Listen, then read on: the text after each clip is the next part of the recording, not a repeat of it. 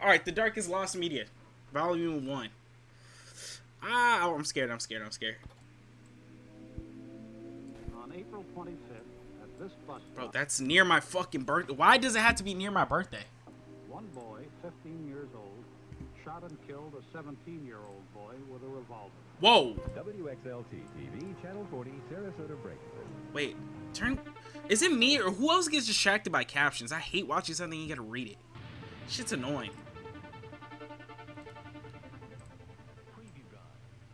Lost media is a topic that I have been enamored by for years. Okay. Yet have surprisingly not formally gotten into. The thought of disturbing TV broadcasts, Oh, whoa, what is this?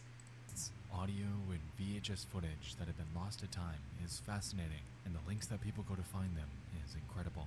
Okay. So much dark and disturbing content has existed even before the internet, and the aim Is of that this Pinocchio? series is to dive into them, their search, and their stories, because, as it turns out, some of the darkest lost media out there seems to have always existed Oh my god. among us.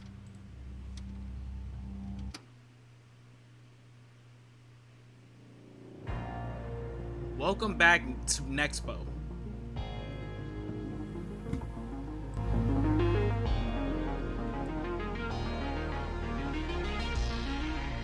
Should I skip the intro?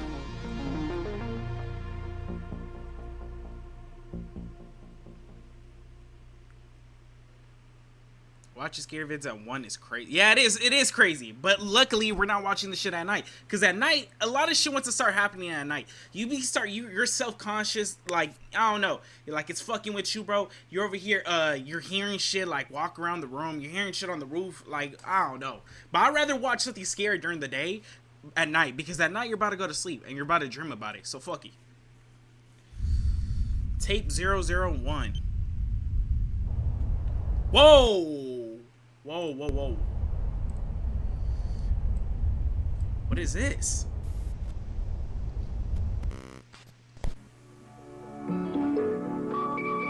Ah, it's so loud in my ear, it's The loud. Ah. following is a presentation of the Christian Television Network. Ew. What were they doing? Were they stomping their feet, their dirty ass feet into the tomatoes? Dodgers are playing like I care, bro. Like nobody cares about fucking baseball. All we care about is football and basketball. Literally. Oh shit.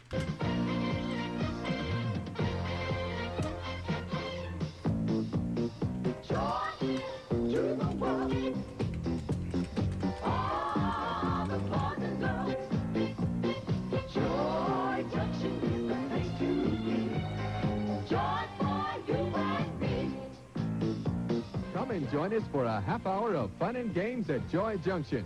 Now here's Sheriff Don. Hi, good. Good to see you. 1980. Wait, 1980? Wait, that wasn't even that far. The show is broadcasting on the Christian Television Network. Named I'm sorry, but like when we look back at these old videos, it's so weird. You know what I'm saying? Like people used to watch this back in it's so blurry. Joy Junction. It's textbook public access TV, set at the eponymous village and hosted by the town sheriff. Throughout the show's lifespan, the town residents would join in for educational bits about the Bible, and kids were encouraged to take part in various games. It seemed to have been pretty successful during its time, as it was on the air for a few years. Bizarrely, nearly every record and archive of this show ever existing have been wiped though, merely leaving us with a handful of surviving re-uploads on YouTube. This has, admittedly, made it difficult to find any further information about Joy Junction, aside from what we can distill from the existing— Bro, these dolls scare me. Like, it's not even because Chucky, bro. Like, this one looks weird as hell. footage. But that's okay, because that's not the main reason we're here anyway. Okay. Hi, everybody. What's happening? Hey, Ron. Good to see you. I can scratch myself. And I've been waiting and waiting and waiting on you. Oh, I'm sorry I got tied up, Marty, but traffic was heavy and the stores were busy. You know how it is when you don't. One of the show's cast members was a ventriloquist by the name of Ron, and he was present in nearly every episode, joined by his doll Marty. They're going to come back. Well, I did come back, didn't He looks like a pad. I? Yeah, I told you I Like, would bro come back, actually didn't looks I? like a pad. Yeah, and I'm sorry. Typically, they'd have a quick conversation about whatever the topic of the day was. Okay. And it, at least in the surviving archives, appeared to serve as a bridge between two segments of the show. Ron's full name was Ronald Brown, and in the years following Ronald Brown, like of all names. the show's eventual end, he'd launch his own puppeteering company out of Florida called Puppets Plus. Bro, what's up with him and puppets? On his website at puppetsplus.com, we can observe a myriad of their clients, along with the age groups that he was primarily hired for. Ages 2 to 5 and 6 to 11. Now, at first glance, this seems par for the course in his profession. Ah, this looks scary. Children's entertainment was his forte. However, it's when we back up and take a look at Ronald as a person when things begin to sour. You see, throughout the years, Ronald had a strange dynamic with children. For instance, in Oh my, he's a pad, bro. Like, he's a fucking pad. 1998, he was pulled over for a traffic violation and was found to be in possession of boys' underwear. Whoa, whoa, whoa, whoa, whoa, whoa, whoa, whoa, whoa, bro. Oh, bro, it's a fucking pad. His I excuse knew was it. that he used them for his puppets, and he was eventually let off. Using underwear for puppets, bro? Fuck out of here. Other complaints came throughout the 2000s about him giving rides to kids in his church van. Unfortunately, police could never do much because there wasn't any explicit crime being committed. It was incredibly strange, but unfortunately not enough to warrant any sort of arrest. Bro, what's Were up with things older people and kids, bro? Like, what's up with that? Like, what is actually good with that? Really get nutty though is when we jump to the early 2010s, in which Brown would find himself caught in a web of controversy. Oh my god.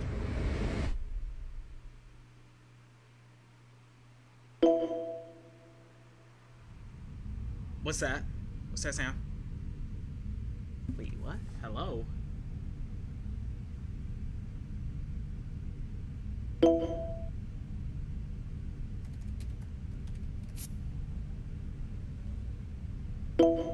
Wait, is this him?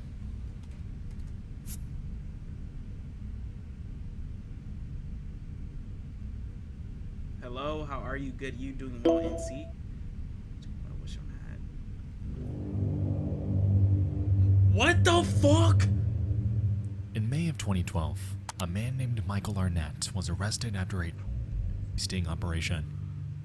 He was charged with the production of, and upon searching his home and computer, they would find chat logs on Yahoo Messenger between he and a person going by the name U.E. Lime. As it turned out, Arnett would produce these images and distribute them to various others online from the username Yo, what's good, Neon? CK3666, Sweet Talker Linda, and Calf Keeper 2. You'll notice that U.E. Lime was outward about their desires. They expressed What is this? I didn't get a noti. I imagine his eyes would be just about man. interest in cannibalism, torture, sexual assault, and People like him, bro, need to be locked up for life. Locked up for life. Like, why are you thinking like this? This is not normal. You need help. And help, I mean, no, you can't be with us out in the, you know what I'm saying, like in the free world, bro. You need to be like locked up and get help. Like, you can't be out here with us if you were thinking like this. Fuck out of here. all of it was directed towards children, even as young as 2. Man. The catch here, though, is that U.E. Lime wasn't just a random person. Ew, he's ugly. It was Ronald Brown, his secret online alias Whoa. in which he'd express his fantasy about the kids he surrounded himself with daily. What the fuck? Let me remind you that this was a man whose entire career, entire life, was centered around associating with kids. Someone who was, at one point, on television in front of thousands. To say And on a Christian show, bro. Like, he was on a Christian show. that these chat logs were a bad look would be putting it lightly. And yes, the messages you're seeing are straight out of the official case file. What the fuck? For some reason, you know what I'm saying? Text to speech is not working.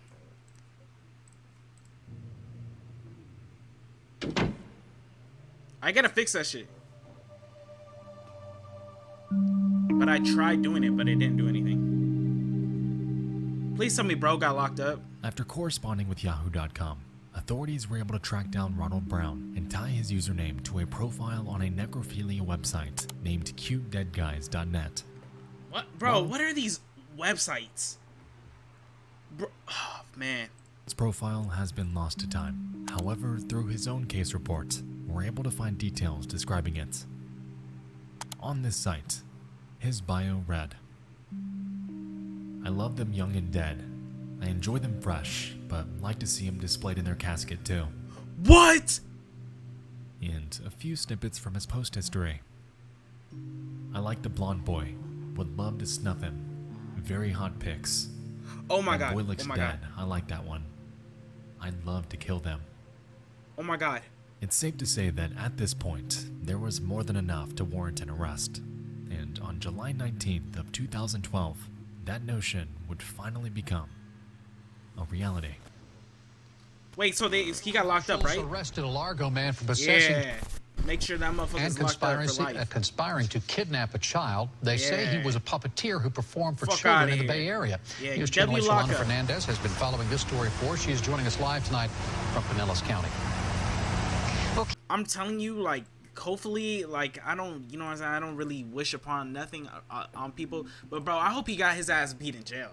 Like, let's be fucking real. I hope he got beat up in jail. Keith, 57-year-old Ron Brown is here I in the hope he Pinellas did, because if I seen him IRL, bro, I would beat his ass. Not gonna lie. County Jail tonight. Yeah, try to beat my ass, old head, bro. I'll beat your ass. Federal investigators I'm over here acting hard behind a computer screen. say it was his gruesome and very graphic online chats with the known... Bro, that's so sickening, bro.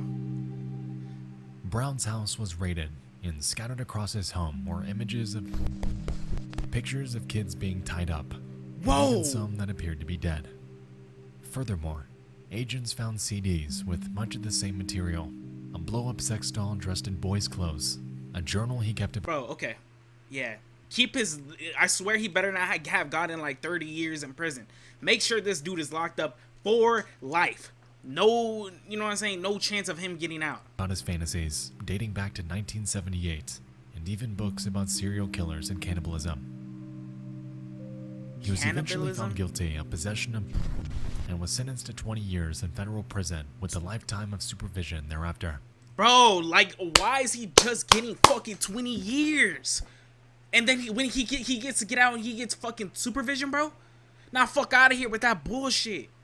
Nah, fuck out of here. He deserves to be locked up for fucking life. Why are you giving him a chance to come in the free world? What's good, Aiden?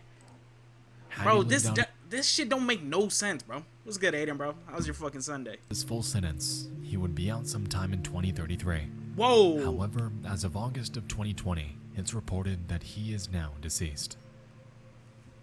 I mean, fuck it. Low key, My heart like, goes out to the children who had to suffer. yeah, my heart goes out to the children, bro.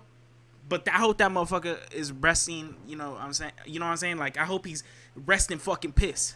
Fuck that motherfucker. He deserves to rest in fucking piss. For the pleasure of this monster and all of those who associate Fuck out with of him. here. For I'll his literally piss on his grave in GTA. entire life, he was calculated and knew what he was doing. His career, his church fan favors, his company parties, all a front for some of the darkest desires That's so imaginable. fucking sickening. In hindsight, Bro, when we were younger too, bro, like, didn't you guys have like clowns and shit at y'all parties? Like, I bet there's still clowns that go to people's parties. Bro, like, we'd never know about a person that, you know what I'm saying? I don't good, but I had a dream that my G had broke up with me. Oh, hell nah. I understand why Joy Junction's records were wiped. It was a show with a good premise and good intentions. I won't deny that. And it's on a Christian However, network. now bears a reputation forever stained by the devil, hidden within them. Bro, you know when someone's obsessed with fucking puppets, you know they're crazy. They have to be. Ah, why is this? Was it this the PlayStation 2 intro? Gotta be. Gotta be.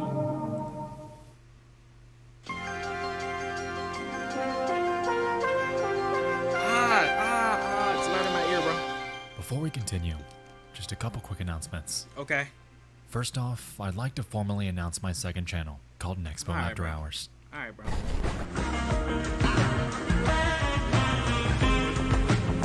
Here, I aim to bring you guys analytical videos about smaller web series and horror video games. Currently, In the United States, people are serving a life sentence are eligible for parole after 25 years. I have no idea. Depending on what they did. If they are serving 2 consecutive life prisons, it only means they have to wait at least 50 years to be considered for parole. I have an upload about a smaller creepy web series, and I'll be dropping the next one in about 5 minutes from now. So bro if be you're into playing that sort video of thing, games and shit? I welcome you with open arms. It's a big creative outlet for me, and we're gonna have some fun. If you're not, however, no sweat. We still got the big projects on main. Yeah? Second, His new voice is so merch is now calming. available. Alright, bro. Alright, self-promoting shit. Come on. Let's get back to the video.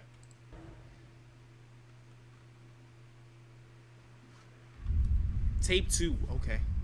His voice is soothing. Whoa. What is this?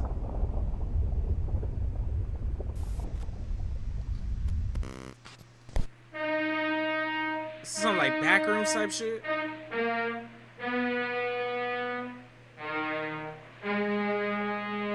Wait, Warner Brothers. Ain't they the ones that be creating Batman and shit? The year is 1928, and a romantic disaster. God, 1928. Shit. But let's be honest, none of us were born around that time. Bro, our parents weren't even fucking born. I don't even think our grandparents were born. What the A fuck? film about Noah's Ark hits theaters. Directed by a man named Michael Curtis. Wait, 1928? They were creating movies? Like, I know I sound dumb as fuck, but what? Bro, that's crazy. It premieres during a transitional period between silent movies and talkies, or films with actual spoken dialogue. Because of this, it's mostly regarded as a hybrid film with long scenes being played over music, and with it comes a healthy dose of extensive criticism. Yeah, the Titanic. Most of the back- The Titanic was like in 1940s, right? Flash is due to its runtime, clocking in at a whopping 2 hours and 15 minutes long, with considerable portions containing awkward dialogue and Not drama. gonna lie, if a movie is over like 1:30, you know, like an hour and 30 minutes, I get bored. Out scenes. Sitting through this movie is, to put it lightly, a considerable undertaking. Because of this, the film is pulled for revision, and the cut content is never shown again. Yo, appreciate that follow. The first ever movie was 1878. A Really? good portion of the cut footage came from what the movie is mostly known for today, and that's the flood scene. Yeah, Panda, check it out.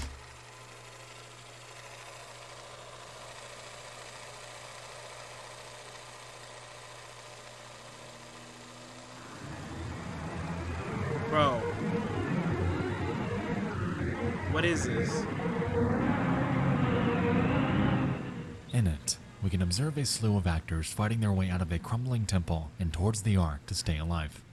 It's a grandiose set with a lot going on. By the way, this is for YouTube, so if you want me to react to any videos, it's gonna be after this video. I'm not gonna stop a video for YouTube and then watch the video. You know what I'm saying? Anything is gonna be after this video.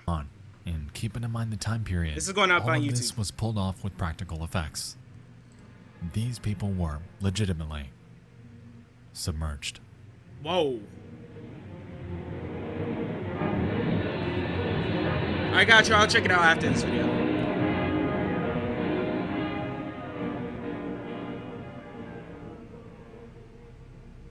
Some might consider the acting here to be pretty well done. Like I said, this scene is grand, and due to the time period, was all pulled off practically. The thing is, some of these actors weren't actually acting, as during this scene, 3 actors drowned and Whoa. 1 reportedly lost their leg. What the fuck, This bro? was the result of over 600,000 gallons of water being dumped across the set, something that the film's extras were reportedly unaware of. It's been reported that, before filming commenced, Michael Curtis was warned against putting so many people in danger. However, he shrugged it off, claiming that the extras were expected to be prepared for anything. And Bro, that- the director shrugged his fucking shoulders. Oh, bro, that motherfucker he deserves jail time, low key. Quote, they're just gonna have to take their chances. They're just gonna have to take their chances? Are you kidding? The original cut of the movie. Yeah. It's rumored that you could see these deaths happen on screen with a much more fleshed out blood scene. However, since the revisions, that original version is forever considered lost. It's rumored that Curtis was in pursuit of relentless perfection. He wanted this movie to be grand and authentic. However, in this chase came a loss of life that did not need to happen, leaving Noah's Ark forever stained with an enduring legacy. What the fuck? Of tragedy.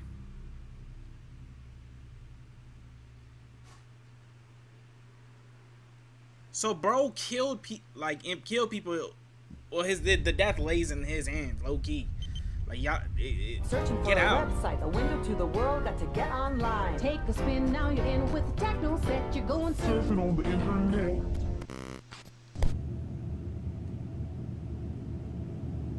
His editings are good though. I'll give him that. The edits of these videos are pretty good. On the 2nd of July 2014, an ad was made on Craigslist. Craigslist? It came from an 18-year-old girl named Brooke Slocum and was but a simple request for cash. I need $50 by 3:30 today. I can pay you back later tonight, but I need gas and some mess quick. Everyone has bronch at my house, and I do not want to get sick. I'm 8 months pregnant, and my lungs are squished as is. If you can help me, my daughter would greatly appreciate it. I need $50 by 3:30 p.m. today. And I read it. I didn't know that she was gonna read it after. Back later tonight, but I need gas and some mess quick. Everyone has bronchitis at my house, and I do not want to get sick. I'm 8 months pregnant, and my lungs are all squished as is. Oh. If you could help, me and my daughter will greatly appreciate it. This post remained untouched for 10 days. I'm not gonna lie. Wouldn't you, for like, let's say we're gonna, let's say we're like down bad, and you know what I'm saying? I've been there, and we need cash, right? We're gonna borrow cash. I'm not gonna go on the internet asking some random person for money. Like, you don't, like, there's genuine people out there, yeah. But like, there's also creeps on the fucking internet and would want you to do things for bread. Like, low-key, I'm gonna ask family members first before I, you know what I'm saying, go to the internet.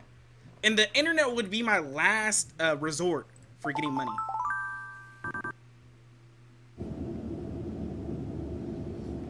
At 10:08 p.m. on the night of July 12th, Slocum receives an email from a man going by the name Mike's Hard. Oh, bro, this is a troll. This is a troll. Mike's Hard, bro. This is a troll account. I can host. What are you thinking?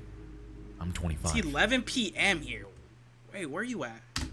This was a reply I'm not trying to be weird, but damn, you must be on the other side of the world. to other separate ads that Brooke made around the same time period, in which Norway, fuck. Norway. she would solicit sex for money. According to her friends, it wasn't willingly, as her then boyfriend, 25-year-old Charles Oppenheer, would coerce her to do this while accompanying her during these meetups. Reluctant, Slocum responds 20 minutes later. Well, we're looking for donations if possible. Kinda in a tight spot, and we have a baby on the way. As far as the fund goes, though, there won't be any mail. Wait. How does $120 sound? I can drive you over here if you need. First of all, I'm not trusting nobody with the name Mike's Hard. Let's be honest. No, we can travel, just can't host is all. When and where would you like to meet up? What does host mean? Like, go to the I like house? to fuck outside in a park around 11:30. That okay? Bro. I don't know. I don't want to get in trouble for indecent exposure or anything. I can't go to jail being 8 months pregnant. It's cop-free. It's a park, but behind it there are lots of woods. No cops at all. Oh my god. This last email arrived at 10:59 p.m. And as we can see, Mike's Hard was keen on meeting that same night. Needless to say, Slocum ended up accepting, and their trip to Kazan Park in Wyoming, Michigan was on. Wait.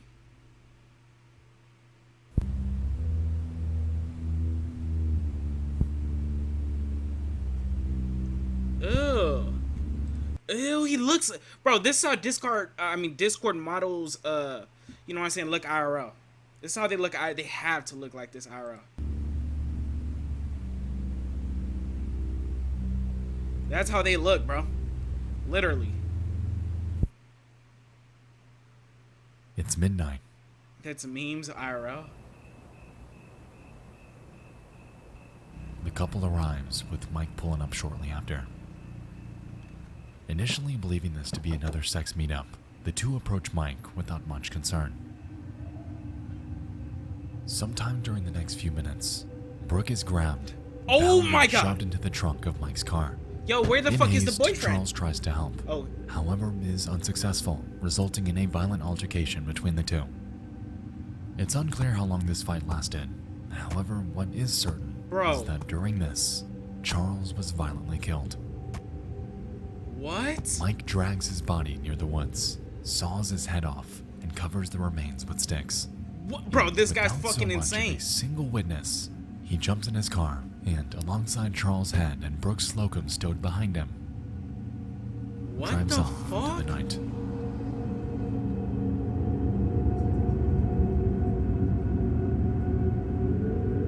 Bro, fuck. Oh my God.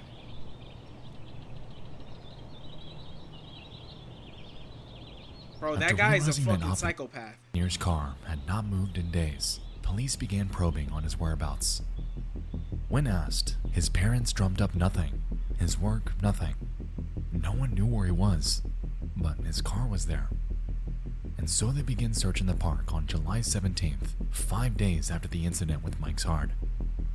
Upon scouring the wooded area that lined its back end, they then discover a headless body under some brush.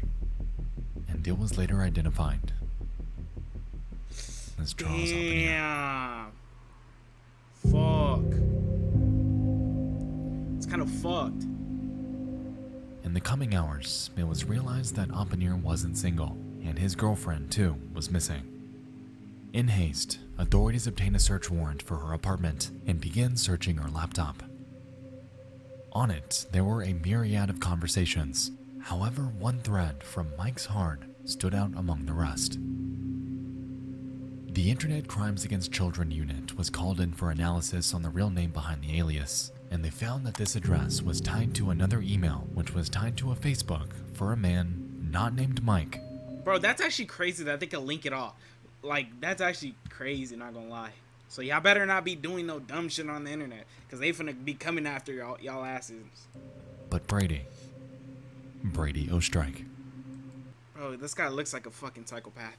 Like, let's be honest, I would imagine a person looking like this would be like in a mental home. Like those mental asylums, I would imagine him being in there.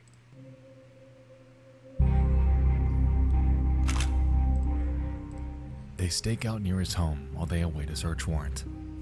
There wasn't enough evidence for an arrest warrant by this point, so that was a frustrating roadblock. The hours tick by without much happening.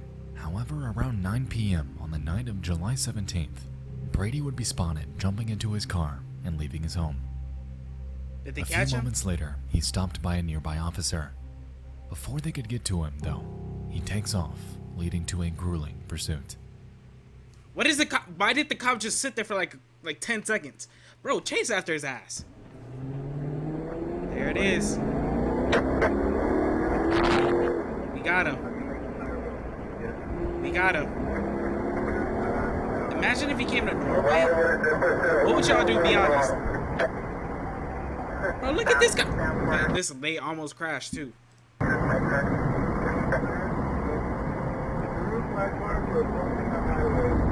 No way y'all letting him get away. No way. No way. I don't believe it. Eventually, he loses control and crashes into a cement barrier. Okay. Fucking idiot. As the officers pull up for apprehension, however, he on the head and falls forth to his death.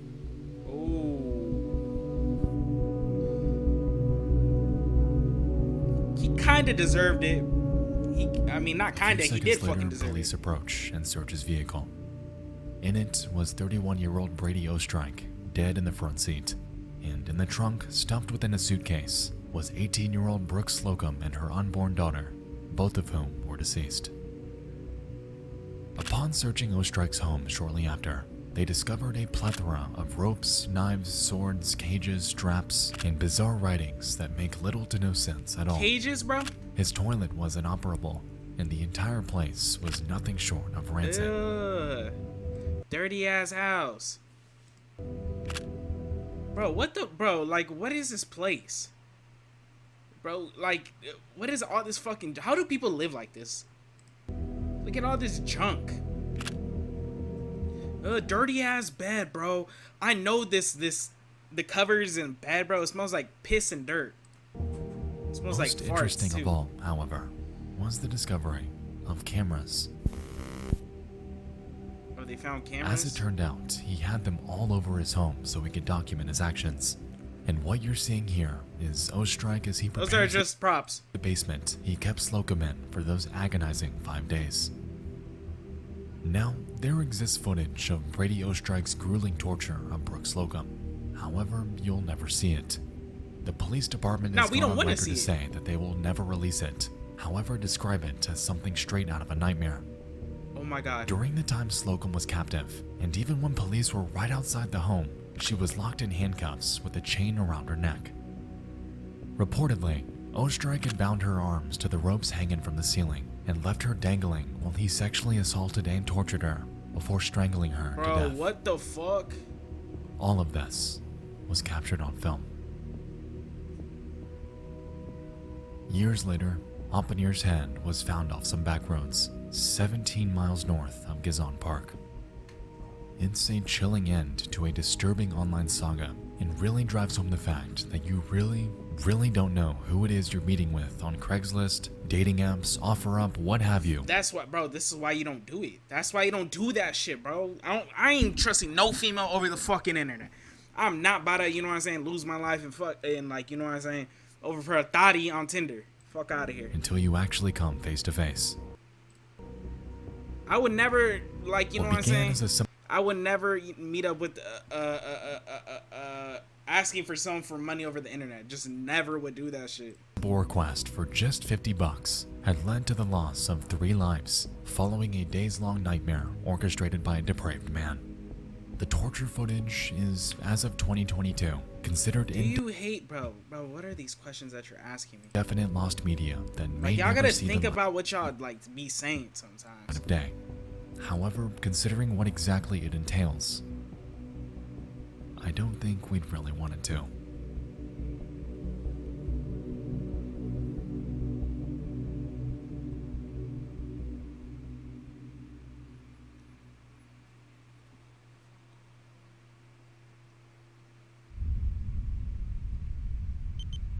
And living... Coast is the one. Coast Federal. Win Armstrong for Coast Federal. WXLT TV, Channel 40, Sarasota, Bradenton. 40 is this your word? Hell nah.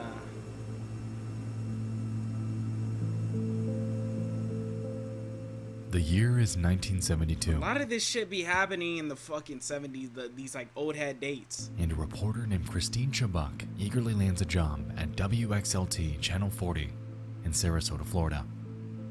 Initially hired as a reporter, she was reassigned to a spot named Suncoast Digest, a local affairs segment that ran at 9 a.m. every Saturday. During her time there, Bro, nobody be watching the news no more. Like, let's be honest, this shit, the news not gonna be, it's definitely not gonna be something in the future. she'd become attracted to a fellow reporter named George Ryan and would seek his attention by baking him cakes and expressing a desire to hang out. When she realized that he was already romantically involved with another coworker, however, it was detrimental to her self-image, as Christine historically had difficulty finding love. According to her family, she'd go on dates with various men throughout the years, however had trouble connecting socially with them. On top of this, by 1973, Chabuk underwent surgery to have one of her ovaries removed, and as a result, her doctors began to pressure her, claiming that if she wasn't able to conceive within 2 to 3 years thereafter, she may never be able to. Oh.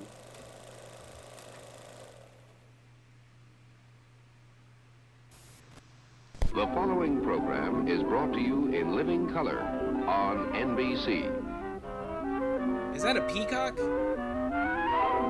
Super spy Fred Flintstone is off on the trail of the mysterious Green Goose, a master of deception. Tonight we begin with the death of a man armed with scissors. He was shot by police 24 times. Do something, get him to do something about the problem. Meantime, they say they're going to back the leafleting up with a meeting this Friday with city and state officials. Good evening. More than 100 people were reported dead in a plane crash near New York's Kennedy Airport this afternoon. The plane was an Eastern Airlines 727 nearing the end. As 1974 approached, Chubbuck witnessed a shift in news methodology.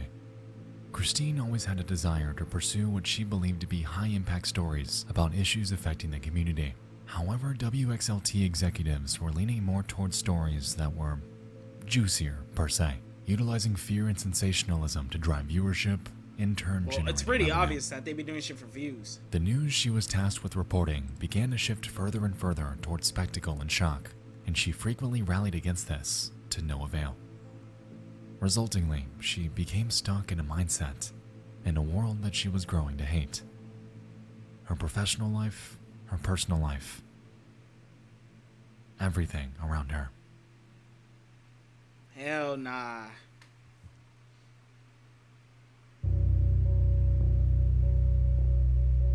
Good evening, I'm Steve Newman, and this is Channel 40 Weather Watch. Haircut is atrocious. It's going to be cooler tonight than tomorrow night than tonight. The reason for this, with the passage of the cold front today, when we picked up some showers, skies have cleared very nicely. And on the 15th of July, 1974, Christine enthusiastically entered the station. Instead of opening Suncoast Digest traditionally, however, she claimed that there was a newscast she had to read to open it, something that hadn't been done hitherto. Wait, what? She takes her seat at the news desk, and for the first 8 minutes, opens her segment about 3 national news stories and a shooting that took place the day prior. Following this, a film reel of the shooting was supposed to play, but had jammed, leaving a few moments of dead air. In response, that would be so Christine apologized for the error before taking out a script she had handwritten and reading to the viewers the following.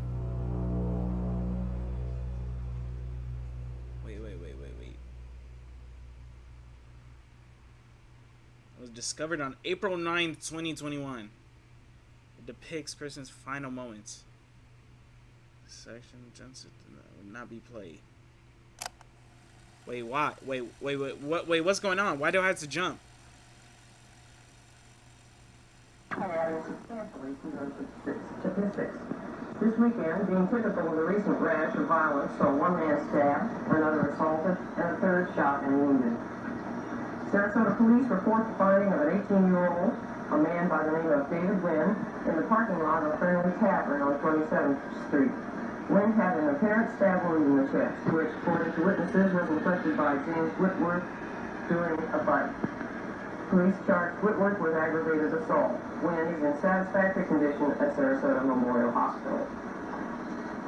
The second attempted armed robbery in a week has involved law enforcement officers from both Sarasota and Manatee counties.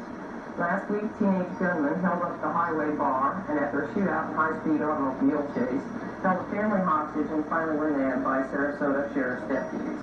Early Sunday morning, the Beef and Bottle restaurant north of Sarasota Bradenton Airport on US 41 was the site of an attempted armed robbery and shooting. TV40 newsman Bob Peterson was on the scene shortly after it began, and he filed this report. Sorry, for those of you who saw Late Night Weekend News Watch last night, we did have a film report and a commentary by Bob Peterson. Unfortunately, we had technical difficulties and cannot bring it to you now. However, News Watch tonight at 5:30, and we'll have that story for you then. As of this morning, Grace Foster, who was shot in that incident, is in satisfactory condition at Sarasota Memorial Hospital. In keeping with the WXLT practice of presenting the most immediate and complete reports of local blood and guts news, TV40 presents what is believed to be a television first. In living color, exclusive coverage of an attempted suicide. Yo. At this moment, Christine drew a Smith & Wesson revolver that she had hidden in her bag, What the placed fuck? it behind her right ear, and fired, immediately falling forward onto her desk. In a frantic response, the tech directors quickly faded the broadcast to black and scrambled to play a movie thereafter. Oh my god. Calls began to flood in, with viewers questioning the authenticity of what they just witnessed, with some believing that this was just a morbid joke or a prank. Wait, people However, thought that shit was a it far script? from it. She was rushed to Sarasota Hospital, and back at the station, the news director, Mike Simmons, had discovered 2 pages of a script left behind by her. Oh my god. The first page contained what we heard prior. However, the second was a follow-up intended to be read by a third party. Yo. Today, Christine Chibuk during a live broadcast. She was rushed to Sarasota Memorial Hospital, where she remains in critical condition. Oh. Surprisingly, Christine's prediction turned out to be correct. Not only because she was at that very hospital, but because she remained in critical condition for 14 hours until her eventual death. Damn. Christine's body was cremated and spread in the Gulf of Mexico, marking the end of a life full of despair. See, that's why low-key, like, To and those this is around kind of her. off topic, but bro, I don't be swimming in beaches and shit. First of all, I don't know how to fucking swim. And, like, you don't know what's in the fucking water. Dirt, that shit, hell nah. And to her loved ones, however, an agonizing void was left that would forever go unfilled. That water dirty as hell. Motherfuckers be Reportedly, peeing and only pooping one in that tape water. of this incident existed and was kept by Bob Nelson, the station's owner. After his death, his wife Molly would inherit it before handing it over to a law firm for good. As of now, this is where it lies, and for the foreseeable future, may never see the light of day. Damn.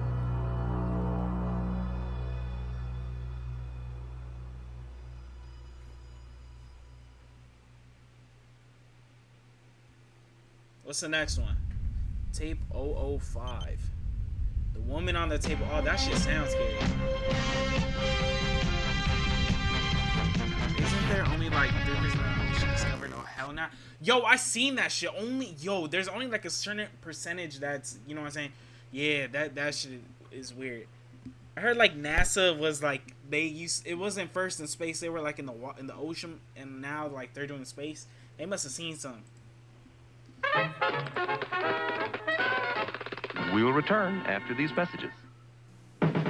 Good morning. You still won't catch me in swimming in the, you know what I'm saying, in the beach. Or it's not in LA weather. To preface this last entry, I'd like to state from the outset that the following could be absolutely nothing. The answer could be completely mundane. However, the footage in this section has personally stood out to me because of how bizarrely out of place it is and how little info there is about it. I was gonna put it in the next disturbing things. However, I think it fits better here. Okay. Let us begin. Okay. Why do you say let us begin like that? It's the 1980s. Ooh, these cartoons look scary. Why they look like that too? Beetlejuice makes its debut. Oh, Beetlejuice. Journey, Survivor, Guns N' Roses, and our favorite Rick Astley are on the airwaves. And over on a stand-up comedy show named An Evening at the Improv, a child actor turned musician named Corey Feldman is world premiering his latest track, Something in Your Eyes. Okay, ladies and gentlemen, I'm going to start the show off tonight a bit differently. It's crazy that back in the day, this shit used to be like HD to them. Okay, but that's kind of off topic. Than usual. Now What I'm going to do is I'm blurry. going to world premiere my song that I just finished writing and producing with Michael Damian from my new movie, Dream a Little Dream, with Jason Robards. It's called Something in Your Eyes. I'm going to do it right now.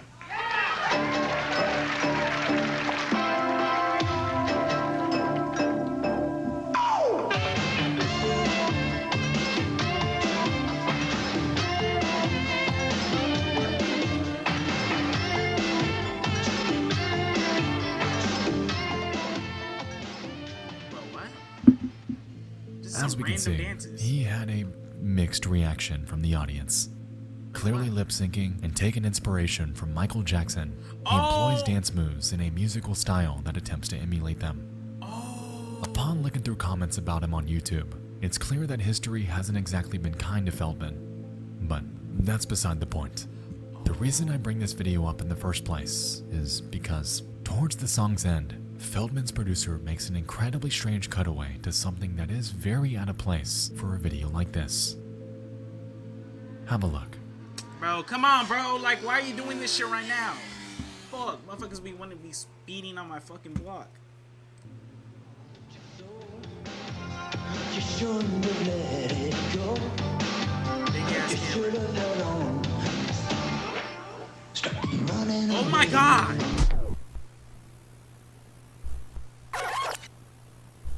Oh my god. What is this? Bro. And why is it here? Nowhere in this song does Feldman make any sort of mention about a woman being bound to a pool table. And after performing a cursory scan of his other music videos, cutaways like this never happen again. What the fuck? This seems eerily out of place, and discussion about this is painstakingly few and far between. The only mentions I could find about it were from Reddit and a few YouTube comments. However, none of them garnered much attention, and their sources are pretty much non-existent. With that being said, let's circle back to the footage so we can break it down ourselves. As we can see, the video of this woman was patched in post-production. Unlike the other cutaways that happened prior, this one has a different border. It's in black and white, and seems to be slightly lower quality than his music video. In the footage, we have a woman with brown or black hair tied up on each corner of the pool table, is in what appears to be a small room with a swinging light above her, and seems to be moving because of discomfort. To me, this footage could be one of three things. Okay. Either it's a scene from an obscure movie, a cut of a film, or it could be from a legitimate film. Personally, I believe it's one of the first two, given how obvious this cutaway is on something that's been seen by hundreds, if not thousands, of people. If this were truly as sinister as it's been rumored, it would be a pretty stupid move to put it there. Regardless, this cutaway is one of the weirdest edits I have ever seen, and I'm still struggling to drum up a reason as to why it's there in the first place. What is that, bro? I'm curious if you know anything about this, if you've seen it before, if you've heard about it, anything. This is a weird little mystery, and this is where I'm calling for your help. Who is the woman on the table? I have no idea.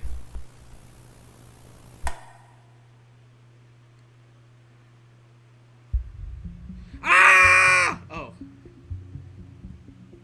Even apart from the internet, the world is dark. So many pieces of media have been forgotten and lost to time, and in this series, I aim to document and bring those back to light.